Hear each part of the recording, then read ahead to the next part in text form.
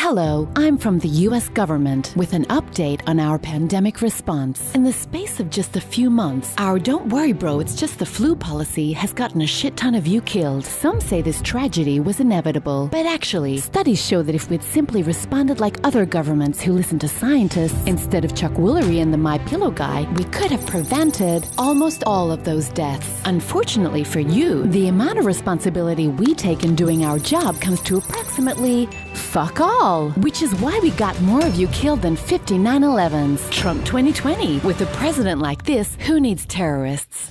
As part of our distract from how many of you were getting killed policy, we'll be telling you the real threat to America is minorities demanding not to be murdered by cops. And to make you feel safe, we've deployed a secret police force to kidnap people off your streets without probable cause. Some call that taking a dump on the Constitution, but we call it law and order. Thanks to all the well-armed militias cheering us on, as we literally do the one thing the Second Amendment was supposed to prevent. What's that? People are looting in the streets? Oh, darling. The real looting is the one we're doing right here, as part of our exploit this crisis to funnel wealth from the poor to the rich policy. Like, remember when we told you COVID was no big deal, so we could buy ourselves just enough time to sell off our personal stocks before the crash which we knew was coming? Phew. Or when we passed the biggest bailout package in history, which funneled shit tons to corporations and easily forgivable loans. We even gave billions to churches bankrupted by sex abuse scandals. Even the I Love Small Government Rand Institute got some of the loot. But hey,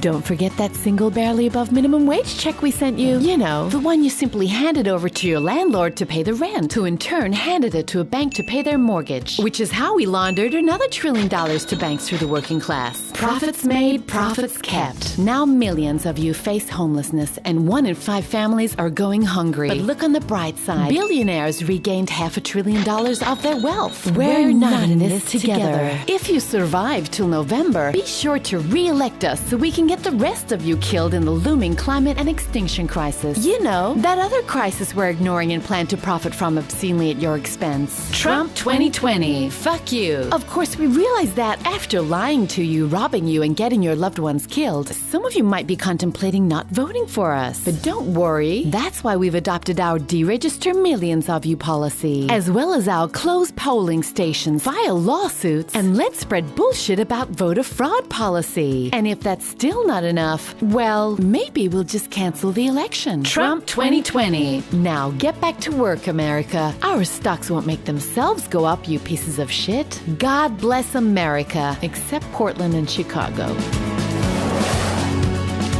Authorized by the Department for Sacrificing School Teachers to the Great Bull God to make line go up.